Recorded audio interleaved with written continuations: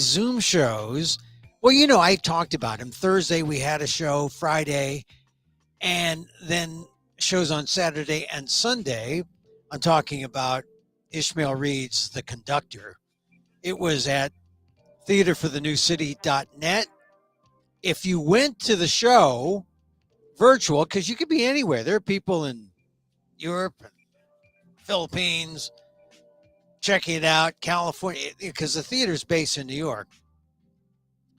But you could access it's virtual, right? So if you attended, thank you. Thank you. I get paid a flat thing, and I care, of course I care about the box office. I'd like everyone to see the show. But it's only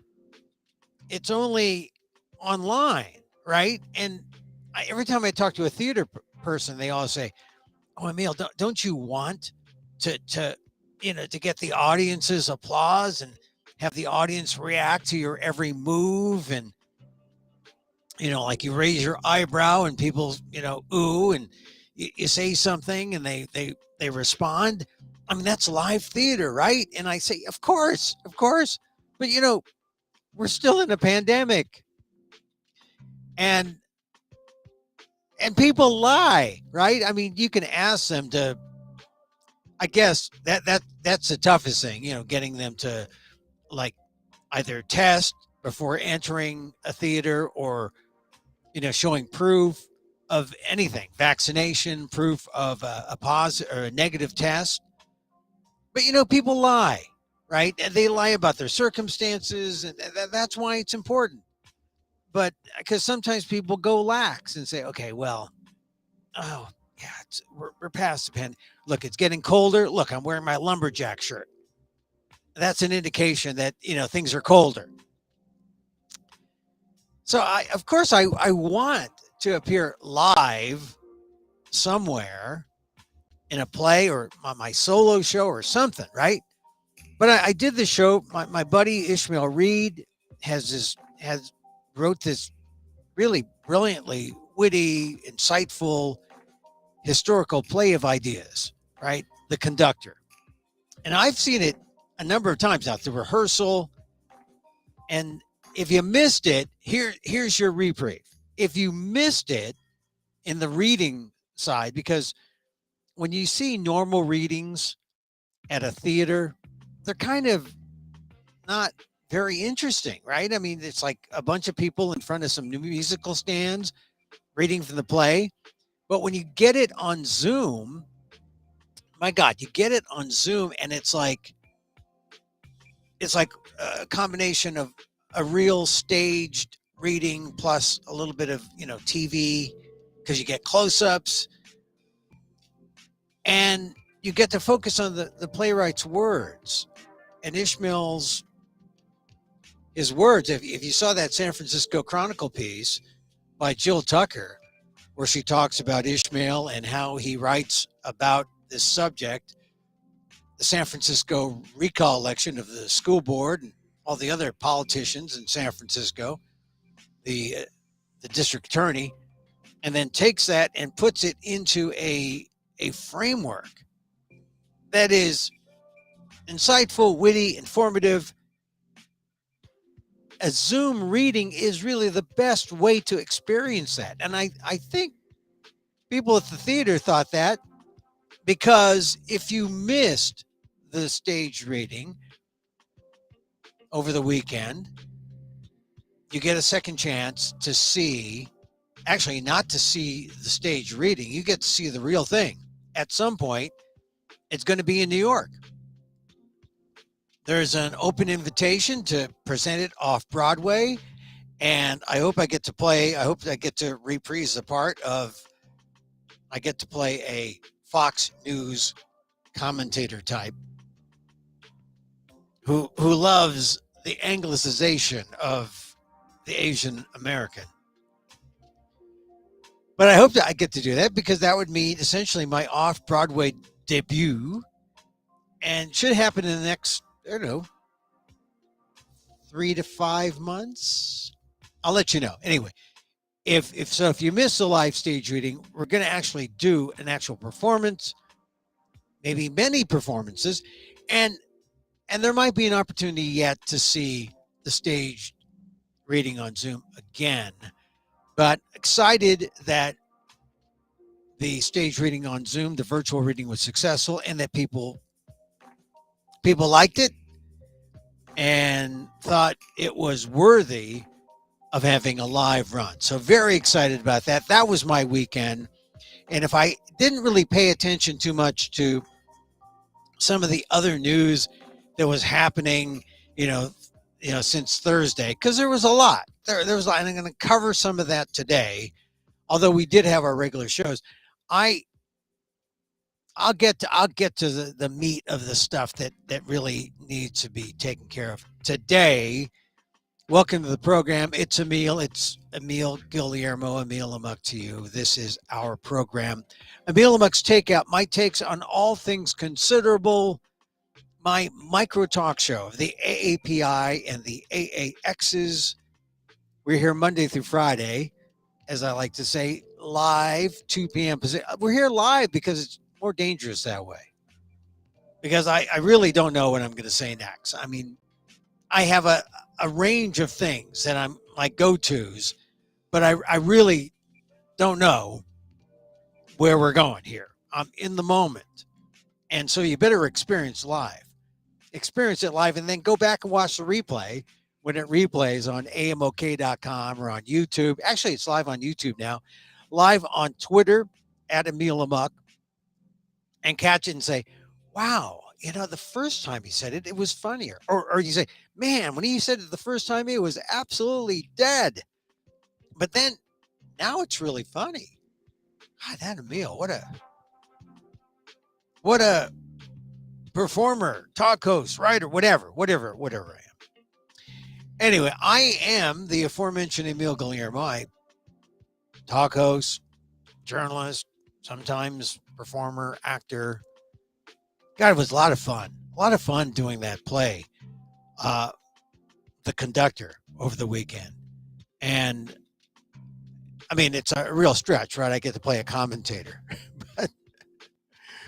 but now in a live setting, that could be pretty exciting. So anyway, looking forward to what happens as the play evolves, and it looks like it's headed to off-Broadway at some point within the next year. So congratulations to Ishmael Reed, his wife, Carla Blank, and all the performers.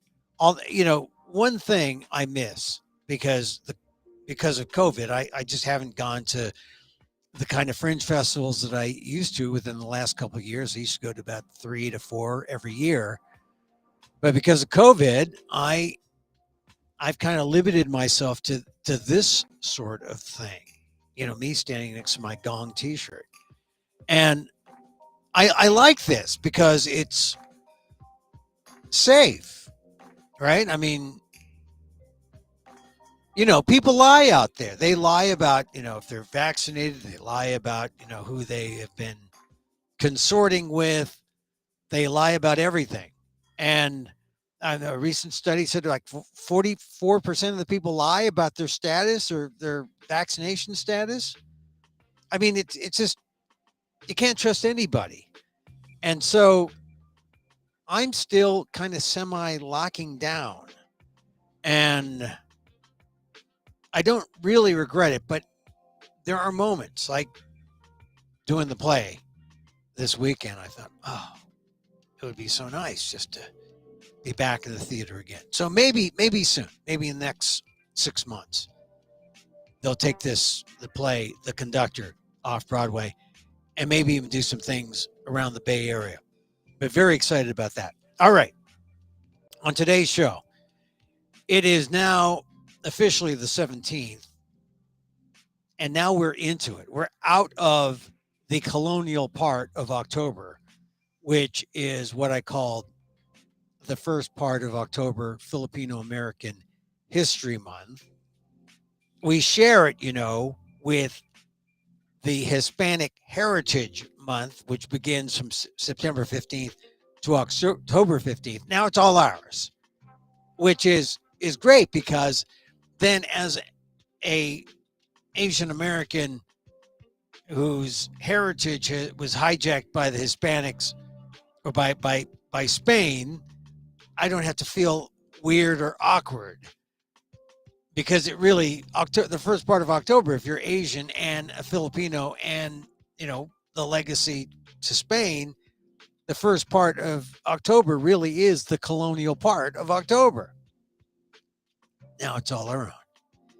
And of course, this, as you know, started by the Filipino American National Historical Society, FONS, and for a long time now, I forget the exact year it started, but that's why we have it. And wouldn't you know, it was a great thing to watch Celebrity Jeopardy last night. Did you see that? They had to plan this, right? Because that show was not live. It was recorded maybe a couple of weeks ago. But did you see that I was thinking, if Donald Trump were watching last night's Celebrity Jeopardy, he would have seen the answer seeking a question. He would have seen this. He would have seen October is the history month for this Asian American ethnic group that includes Olivia Rodrigo and Joe Coy. Now, first, we must call out SIC, S-I-C, on the hyphenated Asian American, which was used on the Jeopardy blue screen. And we apologize to the late copy editor genius Henry Furman, who advocated for us to tell AP, do not hyphenate Asian American. Apparently, the style gods at Jeopardy still hyphenate Asian American. Oh, well, why do you say that, Emil? Well, you don't hyphenate those things because it calls attention to our otherness. We're just Americans, Asian, the modifier of the noun, American. We're not different. We're Asian American. And use it with any other ethnicity. Filipino American, American. We're American. Now, I put a twist there. I say, I'm an Asian American Filipino to make sure that the American's there, but also the ethnicity. Because a lot of people you ask, oh, what are you? And they'll say, I'm X, my ethnicity. So anyway, there was a question on Jeopardy, right? Asian hyphen American should just be Asian American. So on last night's show, Sunday, the correct answer, of course, was delivered by Ike Barinholtz of the Mindy Project.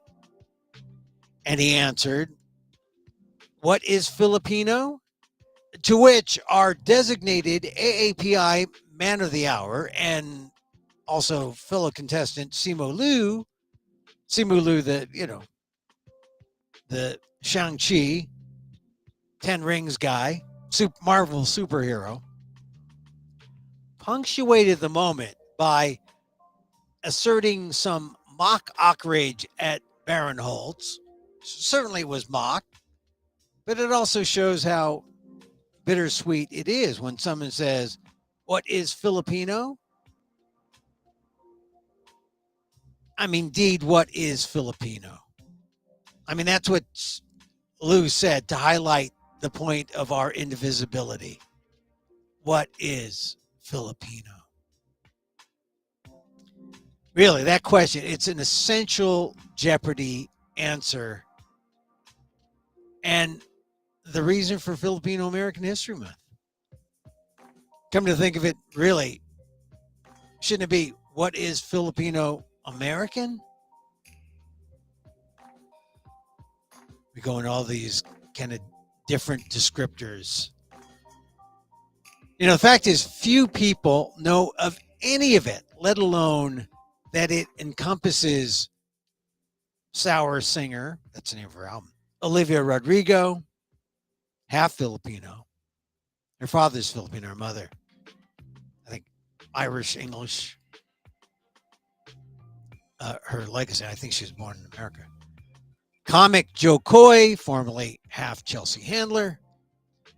But now, especially if Trump were watching Jeopardy last night, we must add another name, and that would be Walter Nauta. Walter Nauta. So I've been missing the last couple of days. I mean, just paying attention to my play. I missed Walter Nauta. He was mentioned by anonymous sources in places like the New York Times and the Washington Post as, remember the man who worked for Trump, who was moving boxes, was caught on tape? Yeah, that Walter Nauta. You might say in Jeopardy speak, Emil, who is Walter Nauta? Like I said, he's the man who has Donald Trump quaking in his hair weave right now. Walter Nauta has to be the most important man in America, the most important man, at least in American political history at this juncture. I mean, no matter what your political persuasion, Walter Nauta is going to have an impact. If you're GOP, you're saying, oh, God, Nauta can really screw things up, especially for election deniers like Carrie Lake. If you're Democrat, you say, oh, Walter Nauta, oh, my God. He can win it all for the Democrats if he sinks Trump. Walter Nauta is a star. Witness, of course. He's the former Navy steward who served Trump in the White House. Historically, that's an exalted post for many a Filipino. Now,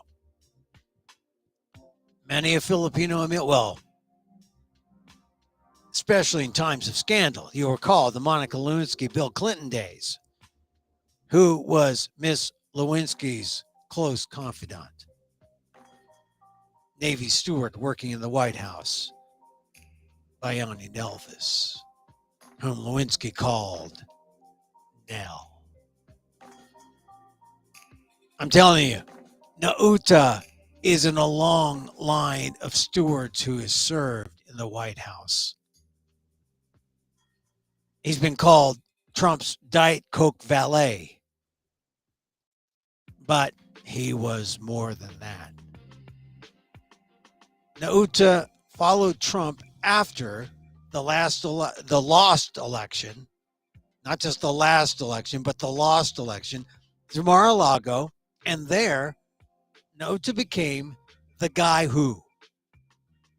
Nauta's the guy who told the FBI that Trump ordered him to move those boxes containing all those top secret classified documents and personal presidential items after a subpoena had been issued. That's when Nauta was told by Trump to move those boxes, after the subpoena had been issued, seeking return of the documents to the official presidential archives. And the moving of the boxes is all on surveillance video. It makes Nauta a bigger star than Olivia Rodrigo and Joe Coy, because we have video and we have Nauta. It is a daily double for any prosecutor looking to bring Donald Trump to justice. So, Nauta was making about $135,000 a year as Trump's assistant in Mar-a-Lago. And I hope he's got enough to lawyer up sufficiently, at least to lawyer up to stay safe, to stay hidden. Because at this point, he is, as the Filipino community would like to say, a TNT, tago ng tago, which means hiding and hiding, which is a phrase that Filipinos use to describe the undocumented in the community. But Nauta's value is that he is not just a TNT in the Tago non-Tago sense. He's a TNT in the real sense to Trump. TNT. He can blow it all up. Trump, the GOP, the American political landscape.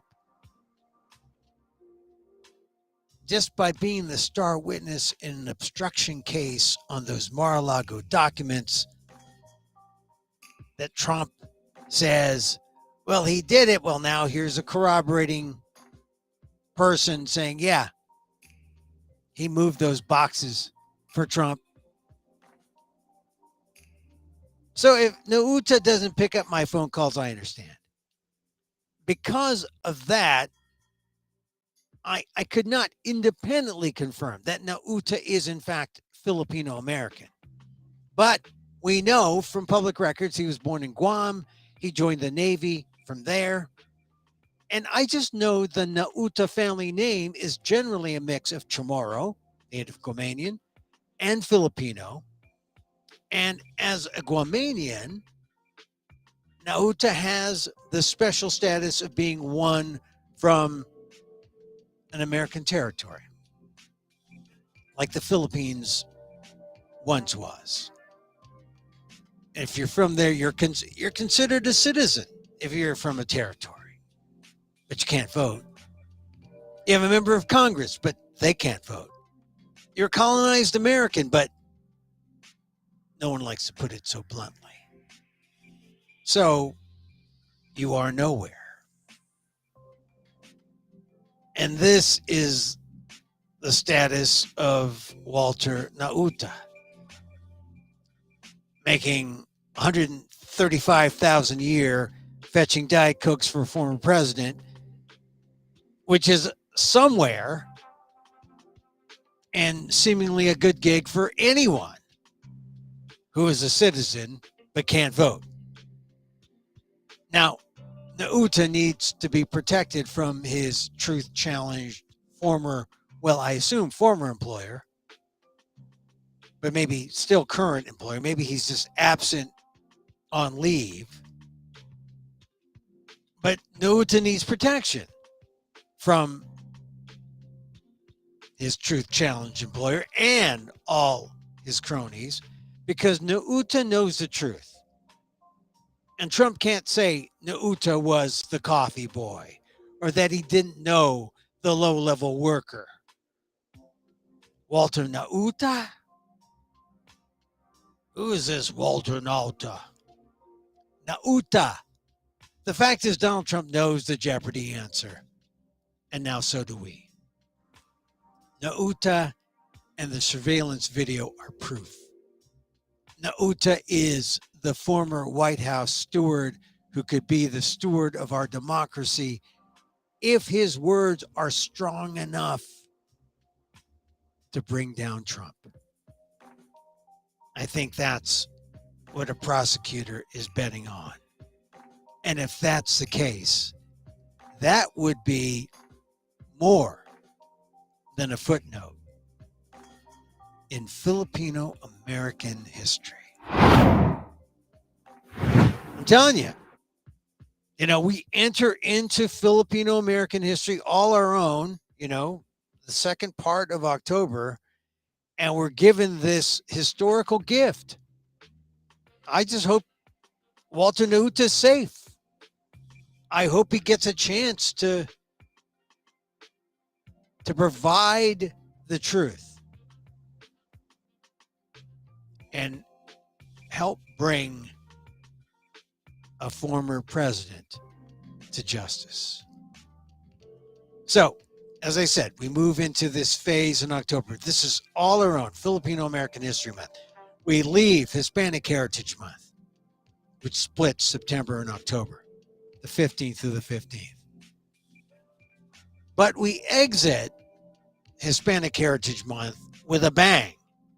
The scandal over racist remarks made by Nuri Martinez, the Latino leader and now former president of the Los Angeles City Council. We've been mentioning this a little bit. That story's been somewhat obscured by everything that's happened the last couple days. The end of the January 6th committee hearings. for example. But the remarks that were made were in this recording of a meeting at a union hall in LA, October 18th, a year ago. A year ago, but only mysteriously leaked now, a year later. And it included, most notably, Martinez and two other members of the LA City Council, Gil Cedillo and Kevin De Leon.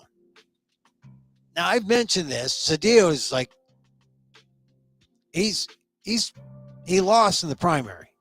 He's just waiting to get out. So calling for his head, not that significant.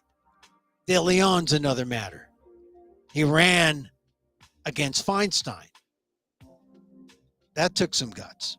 He's known at the statewide level as a legislator. He's not known as a city councilman. He got his name out. He became a member of the city council of LA. And now they were coming together at this meeting a year ago, last October, for one reason. They were talking about redrawing the council district lines in a way to create more Latino political power, but at the expense of Black and Asian representation in Koreatown. Now that's kind of offensive, right? But that's politics. So what are the incendiary parts? I mean, if, talking about, hey, we're going to try and break down these borders and create new ones that are favorable to Latinos. Now, the incendiary parts was all the side discussion. On tape, Martinez is heard making a disparaging reference to a white gay city councilman. She calls him a choice phrase. And his adopted Black child. A racist phrase against the Black child, who she also wanted to beat because he was misbehaving. And then Martinez made another statement referring to indigenous people of Oaxaca, referencing the darkness of their skin. Now, I've heard the tape, and it sounded like typical hypocritical white politicians talking behind closed doors about the rest of us. But in LA, this was also, this was the old guard Hispanic political machine talking. I mean, they're the power in LA. And it revealed more about the leadership of this political machine than we've come to expect. This salty, racist talk. Fortunately for us, there was a fly on the wall, and it hit the record button. And now we have the truth. You see, in these times, it's one thing for a comedian to say racist things and then back off and say it's a joke. But a public official isn't a comedian. A public official, that's serious business. Representing a population as diverse as Los Angeles. When a public official says those kind of racist things, that's no joke. That's hypocrisy. When do you ever see that exposed in the raw? Martinez, who we thought to be mayoral material for the future in LA, has now since resigned entirely from the council. And Cedillo and De Leon, who said nothing to challenge or soften Martinez's tone, seemed complicit for going along with the Martinez theme of that meeting. Asian American groups in LA have already called for both of their resignations, as well as creating a Black-Asian alliance that could bode well for greater diversity and representation in the largest city in the most Asian American state in the country. And that's a positive thing. And it's all due to an insider who leaked that recording. No one's claimed to be the leaker yet. But I've called my sources down in LA, and they think it was part of a broad coalition of young, diverse labor activists ready to remake LA politics. And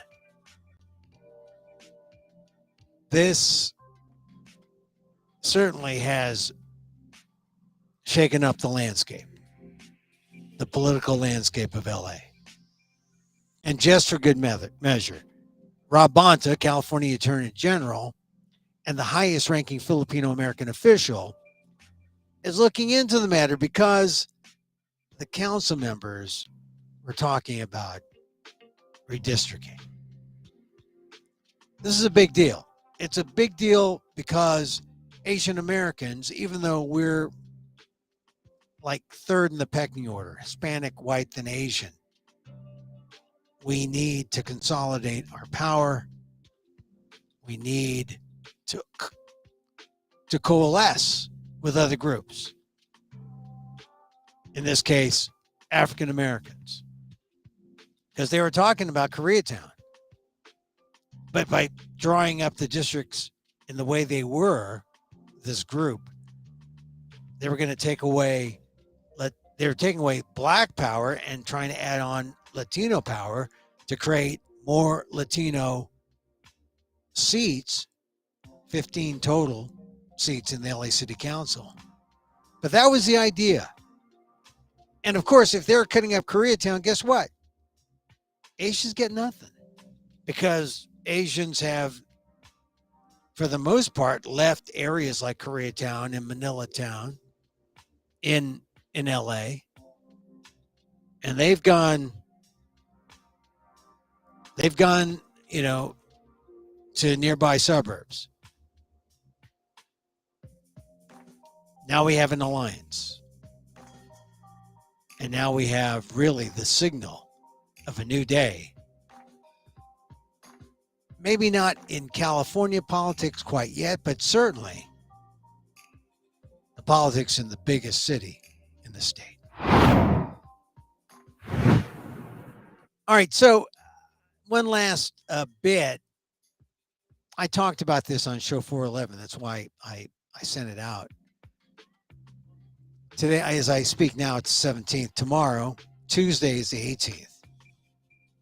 Not just the anniversary of that call that has rocked LA. It's also the day that the Filipinos first came to the U.S. in 1587. That's right. Of course, it wasn't the United States yet. It was just a big clump of whatever it was. The natives were here. But the first time the Filipinos landed in the continental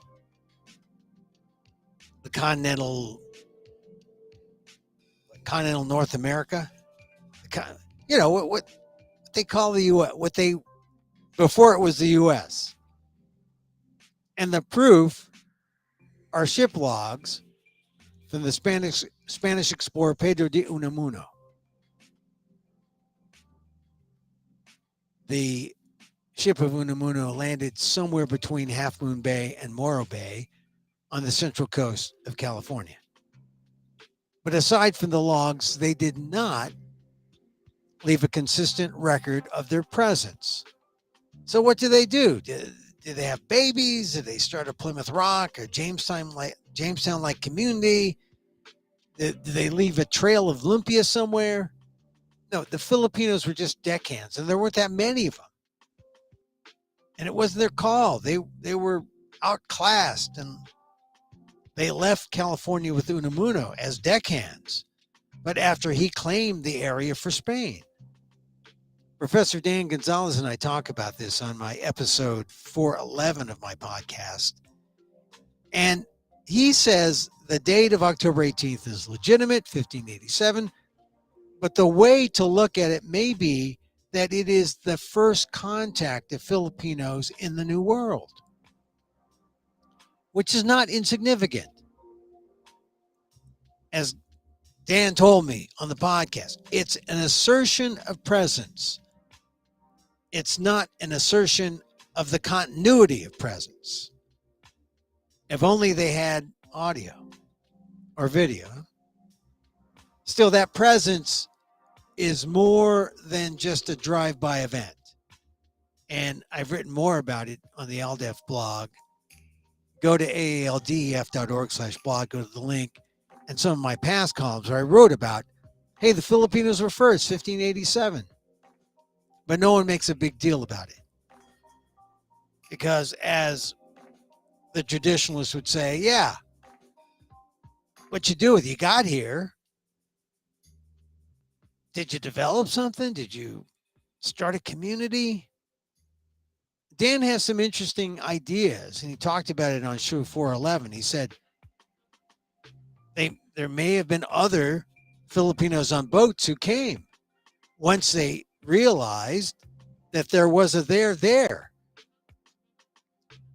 But it would be tough to go back because to identify just how far back it would go if you went to do DNA testing, or at least that's what Dan was telling me.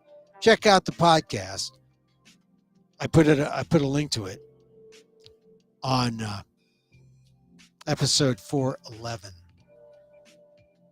So the fact is, it's still a significant thing. The arrival of those first Filipinos. There was a handful of them. I mean, it's the reason October was chosen as Filipino American History Month in the first place, my birthday notwithstanding. I mean, no, my birthday. They didn't consider my birthday. They didn't consider the World Series either. Add the emergence of Walter Nauta as the man whose word could put the orange man in an orange jumpsuit. And now, you know why Filipino American History Month could be special. I'm telling you, it's special.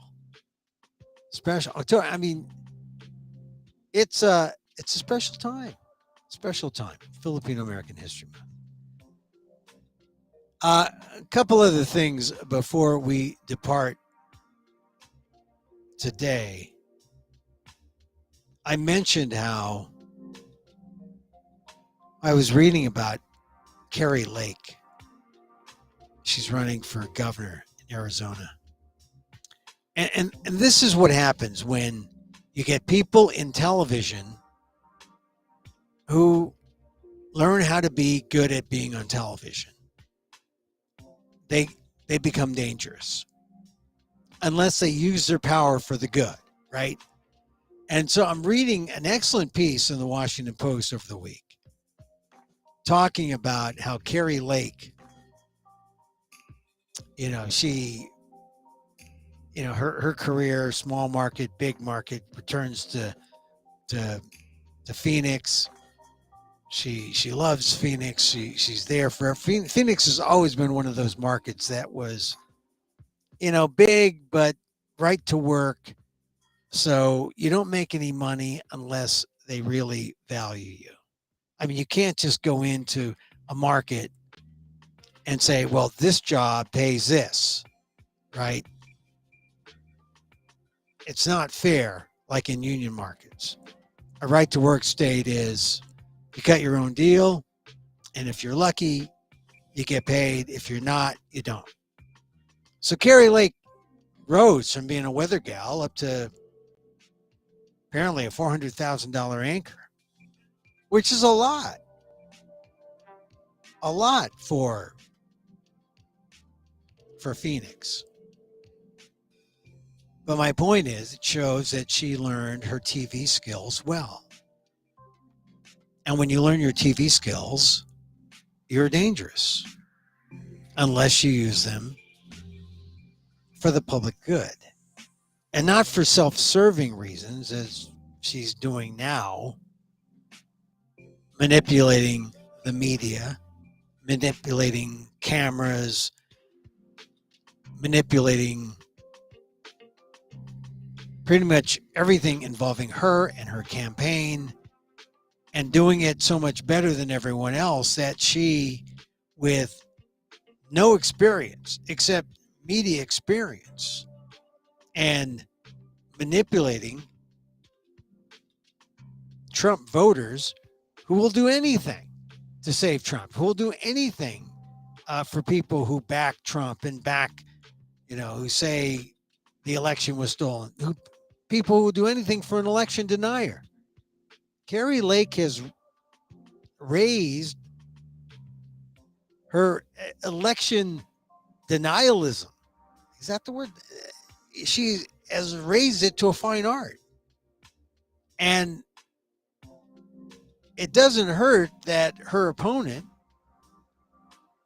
who wants to play on the level but does not engage, it doesn't help that that principled stand ends up looking like she's evading. I'm talking about the Democrat, Hobbs.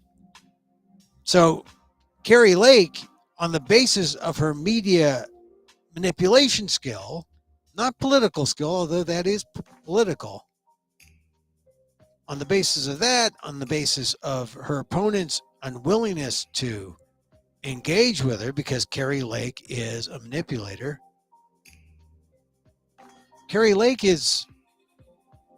she could be governor of Arizona. She could become one of the most powerful Republican women in the country, which means she could become the first female president of the United States. I mean, that's the long tail. That's the thing about being president. I mean, if you find yourself in a career, in a job where, you're 65 and they force you to retire. In politics, look at Joe Biden. Look at Donald Trump. They don't retire you. Look at Dianne Feinstein. There's a long tail in the political career of those folks. If you find a constituency that you can ride for the rest of your life. And as far as the GOP goes, Kari Lake has shot out of nowhere, and there she is appearing with Kristi Noem. There she is. I mean, I guess this get us to root for the former South Carolina governor now, the Asian American. I mean, I don't know if by comparison, well, I don't want to say that one is better than the other, but I would say that Kari Lake is far more diabolical. But I'm just astounded at her success. I thought for sure when I saw her at the primary that maybe, no, she wouldn't have a chance. She just squeaked by in the primary. Now here she is. And she could win. She could win. And I think what this says is the power of the politics rather than the policy. Because I don't know what she stands for, except Kari Lake. I don't know what she believes in. She'll put on a persona like, oh, I believe in Trump. I believe in, MAGA, all that. I honestly, and she keeps insisting when I see her on television shows, she keeps insisting, can we talk about the issues? When there's only one issue with an election denier, and that is, how can you deny a basic fact that Trump lost the election? How can you say that Trump won the election? And Kari Lake refuses to do that because she's smart and the electorate is dumb and she is winning. And it just astounds me. It astounds me. I hope it's neck and neck between Kerry Lake and Hobbs, the former Secretary of State. I liked Hobbs, but Hobbs has taken a very principled stance that she's not going to debate Lake. I think it's more that she doesn't compare favorably to Lake. I mean, she's a nice figure, a person, when she appears on talk shows, but Kerry Lake's out for blood. I don't think Hobbs is that, well, I don't know. She's taken the stance and it's hurting her. And that's why Kerry Lake has survived this far. So 2 more things I want to talk about. I want to talk about hearing aids, and I want to talk about this. Now, I'll talk about this tomorrow because it's a serious bit. I was surprised that the Washington Post has come out against non-citizen voting. And I was just flipping through the pages. Whole editorial board against citizen voting. I think it's wrong. I think non-citizens should vote. They should vote in some instances. In San Francisco, they can vote in school board elections. They can vote in elections where, I mean, they can't vote in national elections. I don't think they can vote in all state elections, but they can vote in elections where they have some kind of direct connection to, like a school board, like a community college board. They can vote in municipal elections. I think they're wrong, the Washington Post, to come out against non-citizen voting.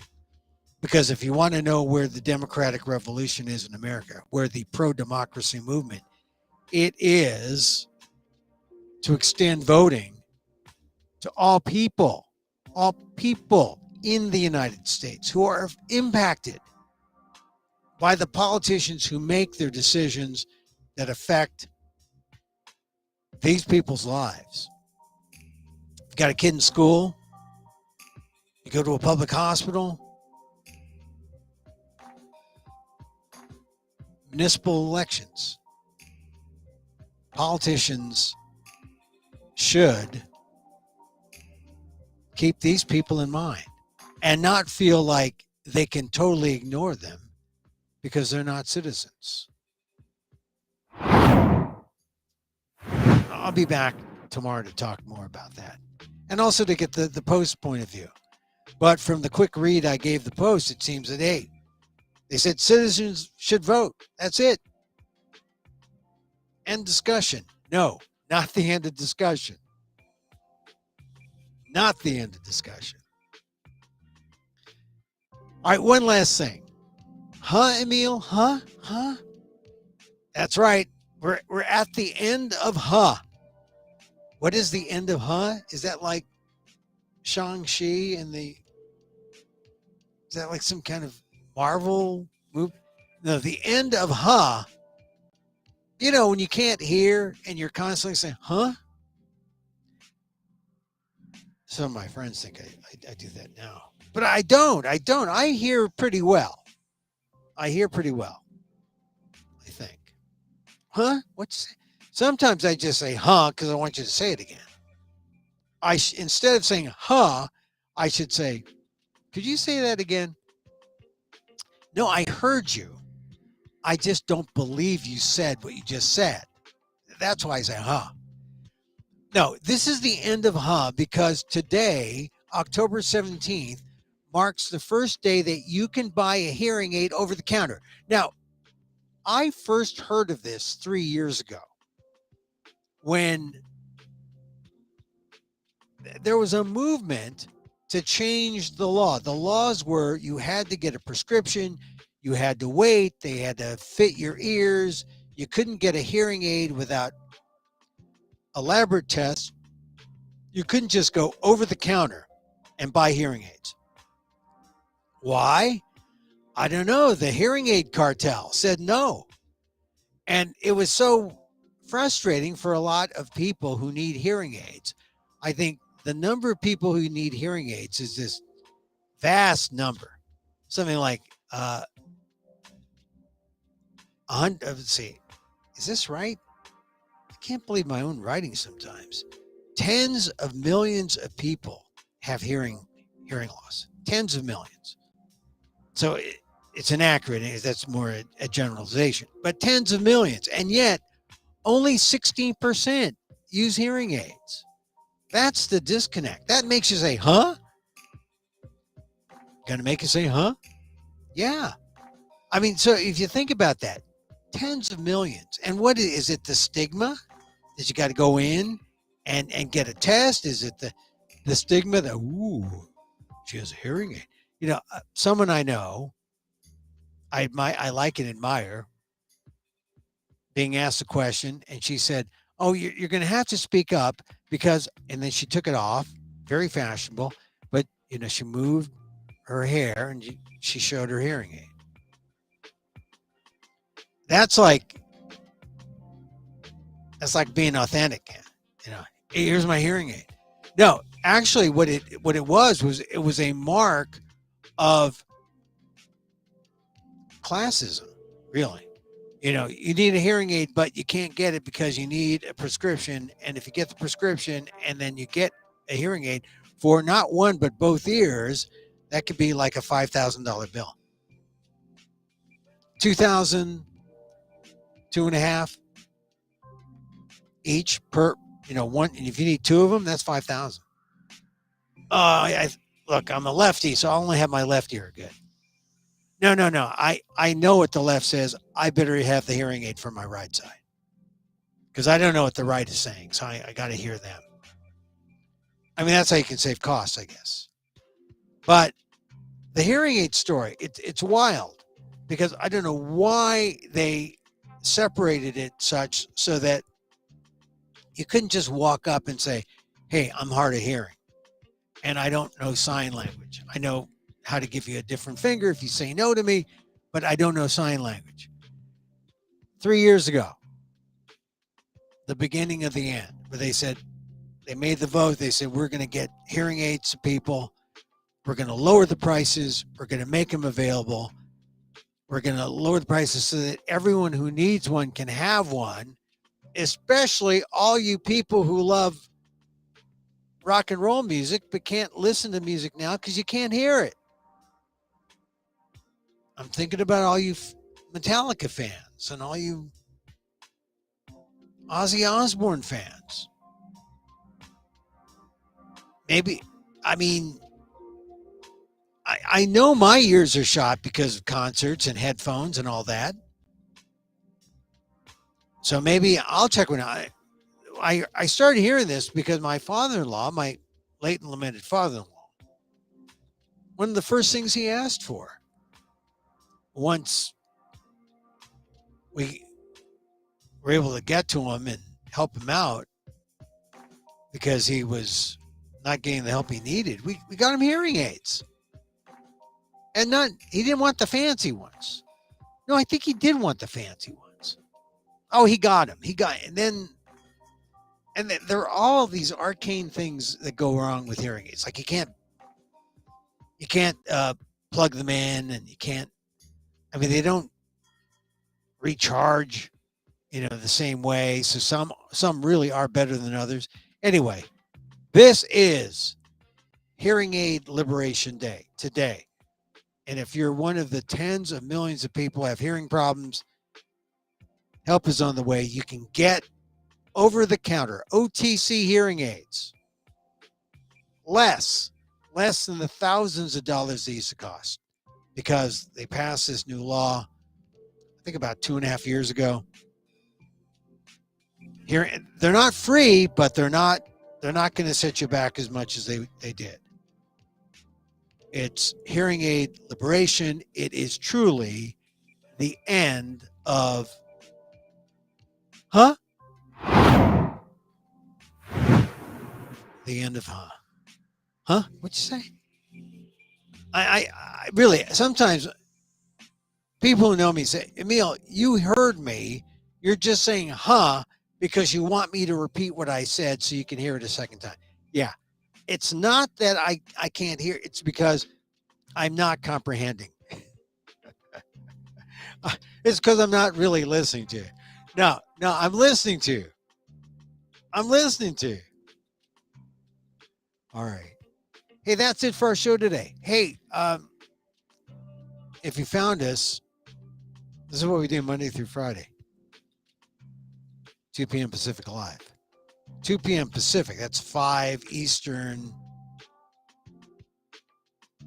That's like late night in London. If you're in London, you can listen to it. If you're in Europe, it's really early. If you're in Asia,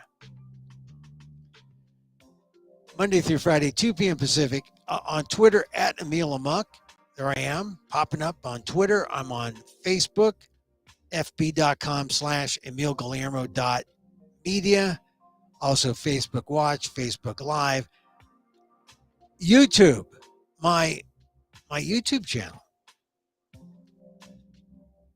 I mean, please subscribe. I mean, my pathetic YouTube channel at, I think it's Emil Guillermo. And then also replays at amok.com. All right. So, Walter Nauta. It's Filipino American History Month. So I'll do a little bit of Filipino American history each and every day. Tomorrow, though, the 18th is the big day, and I'll go over